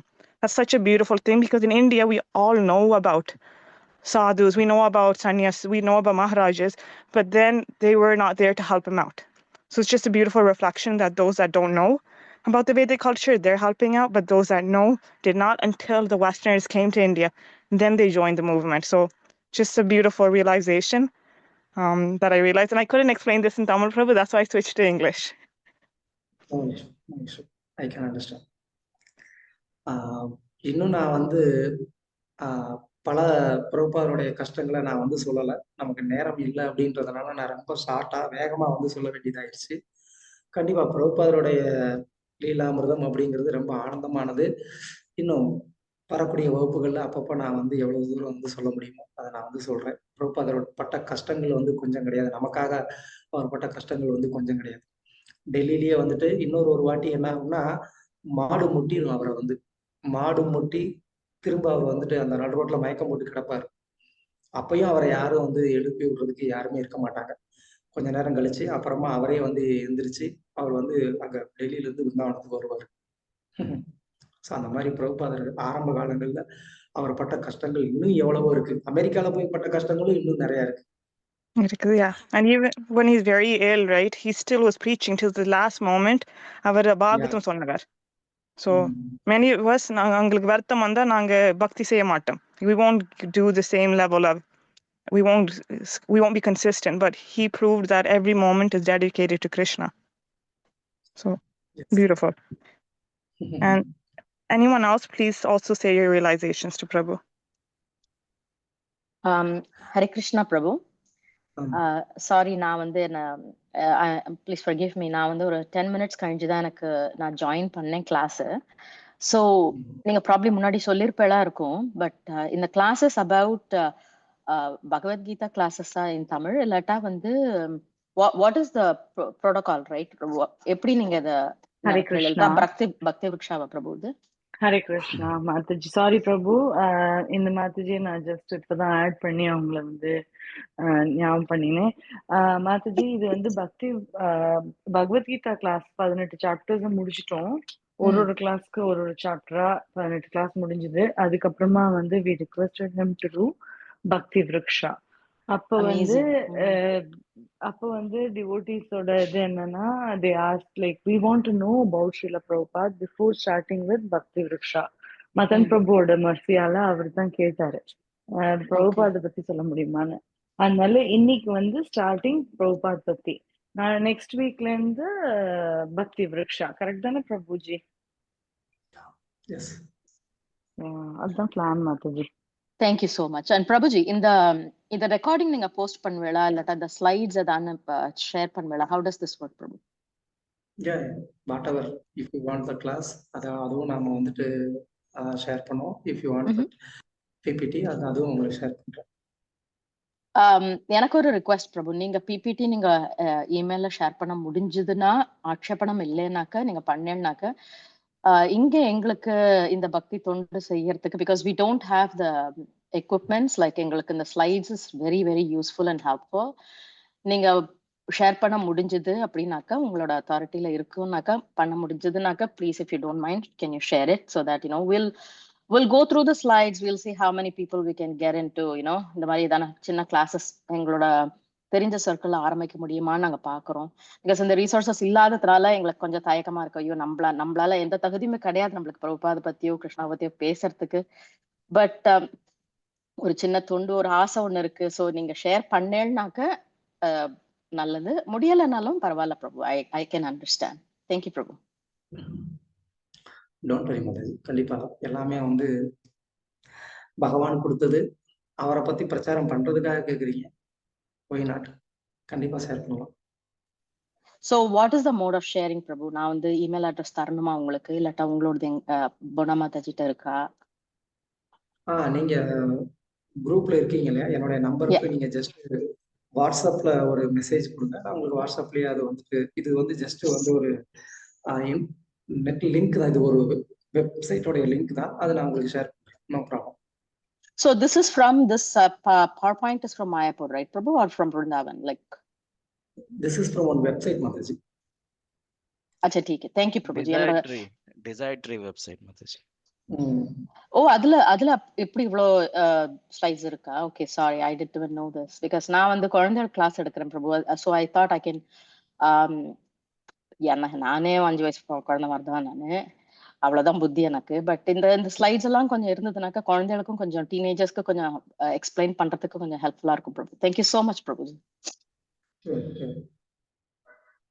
Any other questions or comments?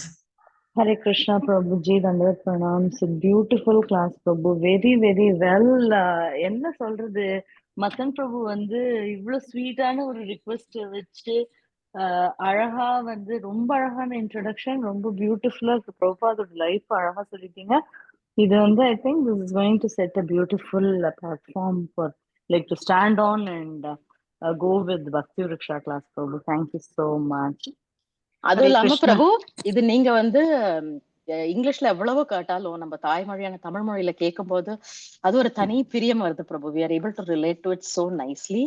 அதுவும் நீங்க வந்து கண்ணு முன்னாடி பிரபுபாதரையும் எல்லாம் அப்படி கொண்டு வந்து நிறுத்திட்டு நீங்க ரொம்ப ரொம்ப ரொம்ப thanks Prabhu.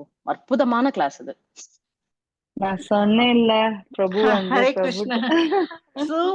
so nice, so nice. Hare Krishna. thank you Prabhuji, thank you so much. Hare Krishna. Yeah, thank you. Hare Krishna. Any questions or comments? Hare Krishna பிரபு, அந்த பக்தி விருக்ஷ் கிளாஸுக்கு நான் உங்களுக்கு கேட்கலாம். எனக்கு தமிழ் வாசிக்க தெரியாது. அந்த ஸ்லைட்ஸ் நீங்க இங்கிலீஷ்ல ஷோ பண்ணுவீங்க, எனக்கு பகவத்கீதையில தமிழ்லையான இருந்தது. இந்த கிளாஸ் இன்றைக்கு நீங்க இங்கிலீஷ்ல ஷோ பண்ணிருந்தீங்க. So is there any opportunity to also read it in English? சில பேருக்கு தமிழ் கதைக்கு தெரியும், ஆனா வாசிக்க தெரியாது. இல்ல, போன நம்ம பகவத்கீதா கிளாஸ்ல நான் ஸ்பெசிஃபிக்கா எதுக்கு தமிழ்ல ஸ்லைட் வச்சேன்னா, மதன் பிரபு ரெக்வெஸ்ட் பண்ணாரு, எல்லாருக்கும் தமிழ்ல வந்து படிக்கணும்னு இன்ட்ரெஸ்ட் இருக்கு, அதனால நீங்க தமிழ்ல ஸ்லைட் பண்ணுங்க அப்படின்னு சொல்லியிருந்தாரு. அதனால அதை தமிழ்ல நான் வச்சிருந்தேன். இல்லைன்னா அதுவும் இங்கிலீஷ்லயும் இருக்கு. ஸோ அதுதான் ரீசன். இங்கிலீஷ்ல வேணும்னா, இது வந்து ஸ்லைட் கிடையாது. பக்தி விருக்ஷால வந்துட்டு என்ன பண்ண வேண்டியிருக்குன்னா, அது வந்து ஒவ்வொரு வீக்குக்கும் வந்துட்டு ஒரு நோட் இருக்கும், அதை நம்ம வந்து ரீட் பண்ணிட்டு அதை நம்ம டிஸ்கஸ் பண்ற மாதிரி இருக்கும். ஸோ குரூப் டிஸ்கஷன் தான். எனக்கு எல்லாருக்கிட்டையும் இருக்கக்கூடிய ஒரு ரெக்வெஸ்ட் என்னன்னா, நெக்ஸ்ட் நம்ம பக்தி விருக்ஷா கிளாஸ் ஸ்டார்ட் பண்ணோம்னா எல்லாரும் நீங்க வந்து பார்ட்டிசிபேட் பண்ணணும், அதாவது ரீட் பண்ணணும்.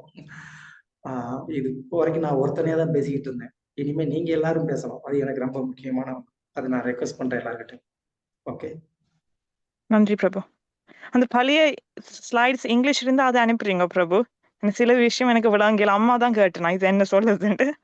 ஸோ நீங்க ஹெல்ப் பண்ணினா appreciated. யா, மேபி வாட்ஸ்அப் இல்லைன்னா டெலிகிராம் யூஸ் பண்ணீங்கன்னா டெலிகிராம், அதுல வந்து ஒரு மெசேஜ் எனக்கு நீங்க கொடுங்க, உங்களுக்கு நான் ஷேர் பண்றேன். நன்றி பிரபு. எஸ். ஸோ பிரபு உங்களோட நம்பர் வந்து 9488871166 பிரபு. Yes yes. And your name is Tirumala Govindadas. Haribol. Thank you so much பிரபு. Wonderful.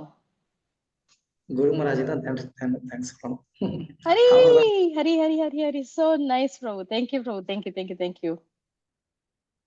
Yes. Yeah. வெங்கி பிரபு. ஹரே கிருஷ்ணா பிரபு. தன்வாத். ஹரே கிருஷ்ணா பிரபு. எப்படி இருக்கீங்க? எப்படிங்க? நல்லா இருக்கேன் பிரபு. பிரபு, personally for me, எனக்கு என்னன்னா main I mean being when you come outside the country, you know the importance of our culture, background. So main contribution Prabhupada, of course, whatever you discussed today, 108 temples during his period, and the Sunday feast இருக்குதுல்ல, that is very important. I mean, நிறைய பேர் அதுக்காக தான் வருவாங்க, means not for food, and then it spreads, they get connected.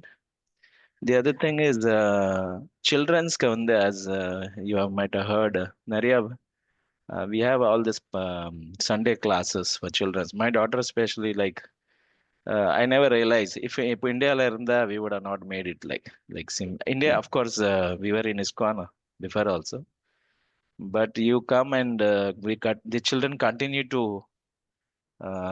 be with our tradition, and more. In fact, our traditions don't offer much because Prabhupada's book and things gives you Vedic literature, which was missing. I think when I grew up, it was missing definitely. So that is what I think ISKCON is. Yeah. கண்டிப்பா. Yes. Yeah, thank you for your comment. உண்மையிலே பிரபுபாதருடைய கருணை இல்லை அப்படின்னு சொன்னா, பகவானுக்கு இப்படிலாம் நம்ம வந்து பக்தி பண்ண முடியுமா அப்படின்றதே நமக்கு வந்து தெரிஞ்சிருக்காது. இவ்வளவு தூரம் நமக்கு பக்தி சேவை பண்றதுக்கான ஒரு ஆப்பர்ச்சுனிட்டி வந்து இருக்குமா அப்படிங்கிறது நமக்கு தெரியாது. நம்ம வந்து கோவிலுக்கு போனா பகவானை தூரத்துல இருந்து பார்த்துட்டு அங்க கொடுக்குற பொங்கல் புளியாரை சாப்பிட்டுட்டு வந்துருமே தவிர, பக்தினா என்ன, நம்ம இன்னும் எந்த அளவுக்கு நம்ம வந்து சேவை பண்ண முடியும் அப்படிங்கிறதெல்லாம் பிரபுபாதருடைய கருணையினாலதான் நமக்கு கிடைச்சது இல்லையா? Yes, Prabhu, 100%.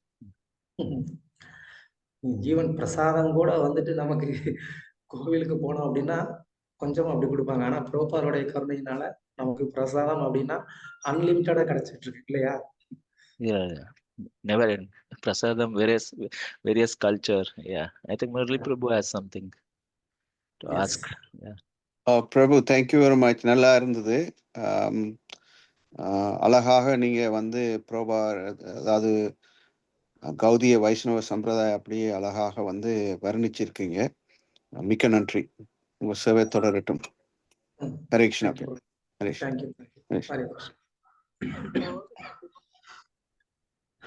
Hare Krishna. Thank you. நல்ல கிளாஸு.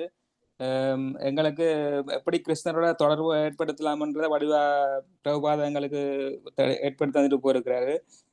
மற்றது அவரை பற்றி, அவர்கிட்ட ஃபேமிலி லைஃப்பை பற்றி எங்களுக்கு பெருசாக தெரியாது. அவர்கிட்ட ஃபேமிலி எல்லாம் என்ன செய்யணும், இப்போ அவருக்கு அவருடைய பிள்ளைகள் எல்லாம் எப்படி இருக்கணும், அதை பற்றி கொஞ்சம் அறியலாமா? அவர்கிட்ட பிரைவேட் லைஃப் இல்ல, பெருசா சொல்றதுக்கு ஒண்ணும் கிடையாது. பிரபுபாதருக்கு வந்து பசங்க இருந்தாங்க, ஆனா யாரும் அந்த அளவுக்கு வந்துட்டு அவங்க வந்து டிவோட்டடா இல்லை. அதனால பிரபுபாதர் அவங்க யாரையும் பெருசா வந்து என்கரேஜ் பண்ணல. பிரபுபாதர் வந்து மாயாப்பூர்ல அந்த லேண்டை வாங்கி அங்க வந்து கன்ஸ்ட்ரக்ஷன் பண்ணிக்கிட்டு இருக்கும்போது பிரபுபாதருடைய ஒரு பையன் வருவாருன்னு நினைக்கிறேன். இந்த மாதிரி அவர் கொஞ்சம் கஷ்டத்துல இருக்கிறேன், அவங்க நீங்க தான் இப்போ பெரிய ஆளா இருக்கிறீங்க, நிறைய பணம் வச்சிருக்கிறீங்க, எனக்கு கொஞ்சம் பணம் கொடுங்களேன் அப்படின்னு சொல்லி அவர் வந்து கேட்பாரு. பிரபுபாதர் பணம் கொடுக்க மாட்டேன்னு சொல்லிடுவார். வேணும்னா உனக்கு நான் புக்கு கொடுக்குறேன், புக்கு டிஸ்ட்ரிபியூட் பண்ணி நீ அந்த காசை வேணா வச்சுக்கோ அப்படின்னு சொல்லி சொல்லுவாரு. அது மட்டும் இல்லாம பிரபுபாதர் இது வந்து ஒரு சொசைட்டியா ஃபார்ம் பண்ணதுனால அவங்க அதுக்கு உள்ளுக்குள்ள வந்து எதுவும் வந்து பண்றதுக்கும் ஒண்ணும் இல்லை. ஸோ அப்படியே அவங்க வந்துட்டு இஸ்கானை விட்டு டிஸ்கனெக்டடாகவே போயிட்டாங்க. அவ்வளவுதான், பெருசா ஒன்றும் இல்லை. Okay okay okay, thank you. Short story. அவர் எவ்வளவு பெரிய கிருஷ்ண பக்தர், அவர்கிட்ட ஃபேமிலி அப்படி சப்போர்ட் இல்லாமல் போயிட்டுது அப்படியே. கிருஷ்ணர்ட்ட அப்படின்னா ஆ? நம்ம பரவாயில்லையே அப்படின்னு நினைக்கிறீங்களா? நம்ம வீட்டுல atleast இல்ல நம்ம இல்ல குழந்தைங்க இல்ல இல்ல மற்ற ஆக்கள்கிட்ட லைஃப் எல்லாத்தையும் நல்ல வடிவா செய்து போட்டு அவருக்கு அவர்கிட்ட லைஃப் வந்து அவரே இல்ல பர்சனல் லைஃப் அவர் அப்படின்லாம் அது கிடையாது. எல்லாம் கடவுளோட அரேஞ்ச்மெண்ட் தானே பிரபு. அது இவரை கர்ம வினை. வந்துதான் எம்பவர் பண்ணிருக்காரு கிருஷ்ணா. இந்த குடும்பம் இந்த மாதிரி அமைஞ்சதுக்கு காரணமே அது அவர் வந்து இந்த மாதிரியான ஒரு நல்ல மக்களுக்கு பெரிய தொண்டு பண்றதுக்காக அவரை ஏற்பாடு பண்ணி கிருஷ்ணா அனுப்பிச்சிருக்காரு. So yes. யா, அவங்களுக்கு ஒரு நிச்சயமா அவங்களுக்கும் ஒரு அமைப்பு வச்சிருப்பாரு பிரபு கிருஷ்ணா. நம்மளுக்கு அதை பத்தி ரொம்ப நமக்கு வந்து பிரபுபாத் தான் முக்கியம். நம்மளுக்கு சொல்லி கொடுத்தவரை நம்மளுக்கு தான் அவர், நம்ம எல்லாருக்குமே அவர் அப்பாவா தானே இருக்காரு பிரபு. இல்ல இல்ல அவர் வந்து அந்த ஃபேமிலி சப்போர்ட் இல்லாமலே எவ்வளவோ செய்துட்டார். ஃபேமிலி சப்போர்ட் இருந்திருந்தா இன்னும் நச்சு பார்த்திருக்க முடியாது. எவ்வளவு இன்னும் இல்ல பெரிய ஒண்ணுமே செஞ்சிருக்க மாட்டார். நம்ம பண்ணிட்டு இருக்க மாதிரிதான் இருக்கும் லைஃப். ஃபேமிலி ரொம்ப சப்போர்ட்டா, ஹஸ்பண்ட் அண்ட் ஒய்ஃப்ல ரொம்ப சௌக்கியமா, குழந்தைங்க எல்லாம் சொன்ன பேச்சை கேட்டுட்டு இந்த மாதிரி ரொம்ப அழகான அமைப்பு இருந்ததுன்னு வச்சுக்கோங்களேன். இதுக்குள்ள நம்ம ஊறி போய் அதுலயேதான் இருப்போம், வெளியில வர மாட்டோம். ஸ்பிரிச்சுவல் திங்ஸ் பத்தி யோசிச்சிருக்க கூட மாட்டோம். அப்போ நல்ல ஒரு point. right? That's a good point. Yes. அது Yeah, அவர்ட்ட yeah. ஃபேமிலி தான் அவரை அப்படி பெரிய ஆளா எழுப்பி விட்டுருக்குன்னு சொல்றீங்க.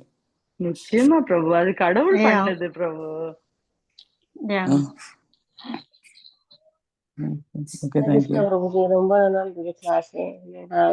கொஸ்டின் மாதாஜி நடுவில் she did say இந்த மாதிரி வந்து when நம்மளுக்கு உடம்பு முடியல, நம்மளுக்கு டயர்டா இருக்கு அப்படின்னா we automatically we just first excuse is saying is okay, I'm not going to go to the temple or I'm not going to do இது பண்ண போறதில்லை because I'm tired.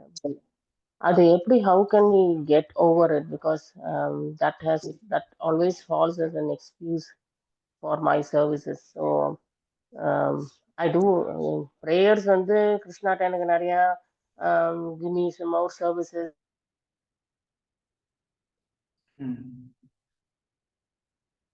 அதாவது உடல்நிலை சரியில்லாம இருக்கிறத சொல்லி சர்வீஸ்ல நான் நிறைய எக்ஸ்கியூஸ் கேட்கறேன். அதை எப்படி சரி பண்றதுன்னு கேக்குறீங்க? Overcome that. Okay okay, thank you for your question. பொதுவாகவே நமக்கு நான் ஆரம்ப